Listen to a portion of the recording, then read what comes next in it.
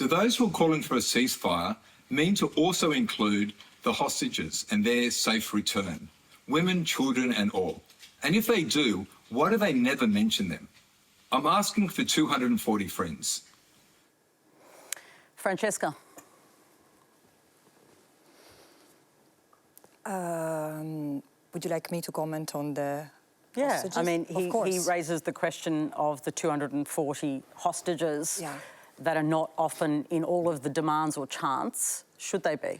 It depends on whose demands you are referring to, because at the international level, for example, I mean, from the United Nations system, the demand has been there since the very beginning.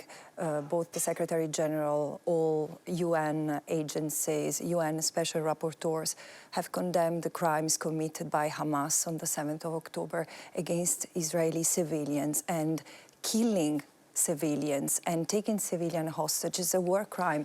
And I've always, I mean, every time I point to the brutality of what's happening in Gaza, to the inferno that Gaza has been turned into, I always refer to the Palestinians and to the hostages who are there, because both of them are trapped in an inescapable situation. So can there be a ceasefire without the return of all of the hostages? There should be a ceasefire. But can you have a ceasefire without the return of all the hostages is the question. I think that the two questions go together, but in order, there should be a ceasefire because the situation is beyond catastrophe. But that's where there's an issue, isn't there? Because for the Israeli community, they say, we want our hostages back before a ceasefire should be countenanced. Well, there have been, as far as I understand, and you know we are in a very volatile situation, and not every piece of information can be verified. So I rely on what comes from the United Nations on the ground, and there have been several communications that apparently come from the de facto authority, Hamas in Gaza, who has referred to the release of the hostages in exchange for a ceasefire. And there is, I mean, this is where I agree with you, not listening to each other make us weaker. There is no question that the hostages must return safe and sound to their homes, especially, you know, what has I think, what has been incredible for many of us working with Israeli human rights organizations is that the portion of the population that has been affected the most are people who have been also fighting against apartheid, recognizing the importance of coexistence, and I mean this is critical. It's a tragic moment. Yeah, all civilians deserve safety. I suppose the question is to you, Mark. If all of the hostages are released, should Israel agree to a ceasefire?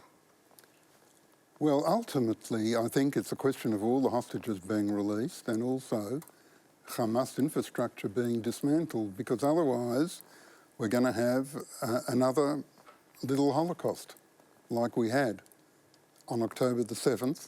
It's going to be repeated again and again and again. I mean, Hamas are quite honest about this.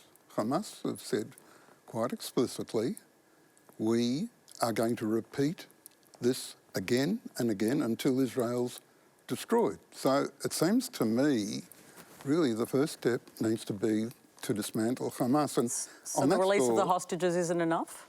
No, I don't think it's enough, because otherwise it'll start all over again. Look, you know, I agree with what our Foreign Minister, Penny Wong, said. She published a piece in The Guardian and she made the point that in order to get peace and in order to have a two-state solution, you've got to dismantle Hamas. You will never, ever... I'm a great believer in a two-state solution, by the way, for a whole lot of reasons that we can go into at the appropriate time. But at the same time, I believe it's impossible. The best way to promote a two-state solution is to get rid of a terrorist entity that is running the Gaza Strip. I want to go to Tim on that in a moment, but just on Penny Wong, you say you agree with what Penny Wong said. Yeah. She's been criticised over the last day for saying a statement around taking steps towards a ceasefire. Do you support the way she framed that? I think it's been clarified recently by both her and the Prime Minister that they're not resiling from the fact that they're not calling a ceasefire at this point. in time, because that would be like handing Hamas a gift. Tim Watts, would you like to see a ceasefire, or has Penny Wong begun the steps towards calling for one?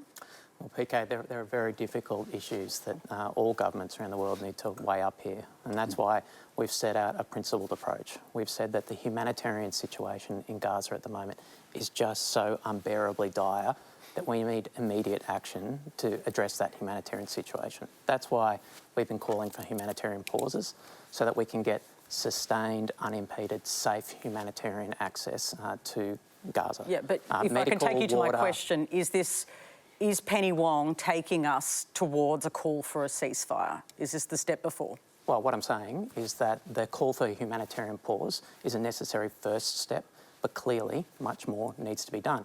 That's why we've been talking about, everyone wants to see us taking those next steps towards a ceasefire. But she's made it clear that that is not a one-sided process. That requires two sides to engage in that process. And is the release of all of the... yes, the release of all of the hostages, would that be the preconditions for a ceasefire? What we have said is that there needs to be the release of the hostages. Hamas needs to stop its rocket attacks on Israel. It needs to stop using civilians in Gaza as human shields. And for a durable peace in the region, we need to dismantle Hamas. We can't have a durable peace with Palestinians and Israelis coexisting in prosperity, in security, side by side, in internationally agreed borders, without dismantling Hamas. Nasser, at all of these demonstrations, and you've been part of them, big demonstrations, the one in Melbourne over the weekend was very large. The call is for a ceasefire, but there's not a call very often for all of the hostages to be released. Is that a demand that you think needs to be met before that can be considered? Patricia, I think we need to go back to the reality that this is not a 35-day-old conflict. Everything we're talking about here is frames as October 7 as the start. The reality, Patricia, is I'm an accidental Australian. My father was ethnically cleansed by Jewish terror gangs in the late 40s. Israel hadn't even begun to exist yet. 1948, he was ethnically cleansed before that. So you're talking about the Nakba, the Palestinian as it's referred to, but what I'm asking you about is this chapter of this Patricia, particular conflict. Framing is so important because that's 60 years before Hamas. Israel, as a settler colony, has a problem with the indigenous people. Israel's got a Palestinian problem, not a Hamas problem. If Hamas was wiped out tomorrow, if the hostages went back, nothing's going to change. The settlers are happening. Imagine a world without Hamas. That's the West Bank. We've got the PA, full security control. The Israeli authorities call up the PA, the Palestinian police leave. They go in. On Saturday, 5 boys under 14 were shot and killed. We're going to get to all of those issues, Nasser, but respectfully, I've asked the panellists to answer the question, so I'm going to ask you as well. The question was in relation to the release of the hostages in exchange for a ceasefire. Is that something you think should happen? So we're right here. The hostages should be released, as should Palestinian Can you understand why Israel would be reluctant for a ceasefire if their hostages are still being held in tunnels? Well, what I want to look at is the amount of blood that's in the streets. Palestinian corpses are being eaten by dogs. If we can't say 5,000 Palestinian children have died in 35 days and say, first of all, let's stop killing kids. Let's stop killing. That can't be too big an ask of humanity. For 35 days, there's been no food, no water, no gas, no electricity, no medicine. But should there be the release of the hostages in exchange for a ceasefire? Palestinian children matter too. But that's not the question I asked, Nasser. I asked, should there be I want the release... hostages to be released. I'm not a Hamas spokesman. I'm an Australian citizen. No, but some people have accused you of being sympathetic to Hamas. Are you? I'm not sympathetic to Hamas, but I'm certainly not sympathetic to the state of Israel and what's going on today in Palestine. Do you think Hamas is a terror organisation? I'm an Australian citizen. My government has prescribed Hamas as a terrorist organisation. It's not up to me as an Australian citizen to have be a spokesman for the Palestinians or for Palestinian armed groups. The reality is we are living a misery, an apocalypse. UN experts, not Francesca, but others, are starting to talk about this being a genocide. 1 in 100 people by the end of this will have died in Gaza. 1% of the population, that's 260,000 people. They are warning about a potential genocide. In fact, I've interviewed you about this. Yes. In the Hamas manifesto, a genocide is called for of Israelis, of Jewish people, right? When I hear Hamas leaders speaking and I hear Israeli military and political leaders speaking these days, I do not hear much difference. The level of dehumanization of the other, because there is a genocidal call that, I mean, Palestinians have been dehumanized through and through. They have been called animals, it was said that it's on record, it was said that no civilians are in Gaza, they are all part of the problem because they could have toppled Hamas, and again, this is totally decontextualized because the Palestinians in Gaza during the Arab Spring and after have tried to topple Hamas. So let me add two elements here. Briefly, I just want to get to Dave. First of all, until a couple of months ago, various members of the Israeli cabinet have been on record saying that Hamas was an asset and the Palestinian Authority was a liability.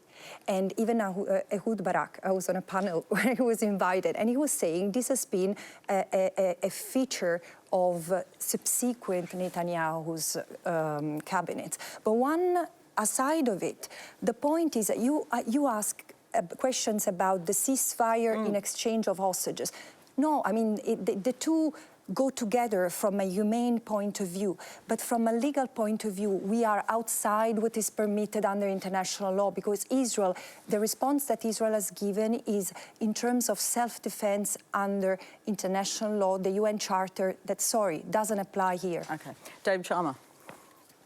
Well, absolutely, the hostages should be released. I mean, bear in mind there's, I think, 239 still being held, only 4 have been released. There are multiple nationalities. I mean, there's 25 Thai agricultural workers, amongst others, that are being held. Taking of hostages is a clear war crime, as was Hamas's attacks on Israel of the 7th of October. So I think the releasing of the hostages is necessary, but it's also not sufficient. I think the only way we get to a more hopeful future for both Israelis and Palestinians and towards a two-state solution, which I also support, is if Hamas is ousted from political power and no longer has the ability to threaten Israel. I mean, we had a spokesperson from Hamas's political bureau, Ghazi Hamid, speaking on Lebanese TV just a few weeks ago, 24th of October, saying there will be a second 7th of October attack and a third and a fourth until Israel is exterminated or Israel is annihilated. It is impossible for either Gazan Palestinians or Israelis to live in peace whilst Hamas remains in political power in Gaza. Now I'd like to go to a question from Eamon.